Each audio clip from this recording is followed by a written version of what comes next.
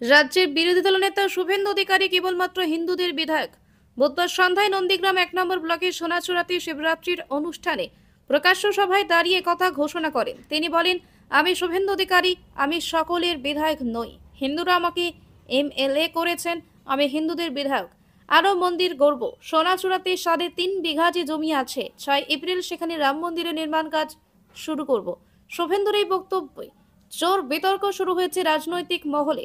শুভেন্দুর মানবতাবাদী বলে জাহির করলেও আসলে ধর্মীয় সুশ্রী সাম্প্রদায়িক দাঙ্গার ছক কষছেন বলে গুঞ্জন উঠেছে। এই বিষয়ে নন্দীগ্রাম 1 নম্বর ব্লক তৃণমূল কংগ্রেসের সভাপতি বাপ্পাদিত্য গর্গ জানিয়েছেন, ভারতবর্ষ ধর্মনিরপেক্ষ দেশ। ভারতের সংবিধানে তা স্পষ্টভাবে উল্লেখ করা রয়েছে। সংসদীয় নিয়মকে তোয়াক্কা না করে স্বঘোষিত বক্তব্যে শুভেন্দু হিন্দুদের রাজা হওয়ার চেষ্টা করছেন। আসলে সাম্প্রদায়িক সুরসুরি দিয়ে দাঙ্গা বাঁধানোর ছক কষেছেন উনি। নন্দীগ্রাম সহ রাজ্যের সমস্ত জায়গায় এভাবে উনি উস্কানিমূলক কথা বলছেন। প্রয়োজনে আমরা আইনের দরজায় যাব।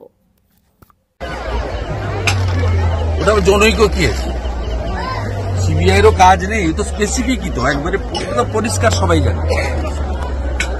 কাকু তো ওর কাগজে আছে, তো আপনার তো লিপস অ্যান্ড বাউন্সের সিও তো সুজয় কৃষ্ণ ভদ্র, আর তার তো চেক পাওয়ার অভিষেক ব্যানার্জির নামে আছে, তো পরিষ্কার আছে।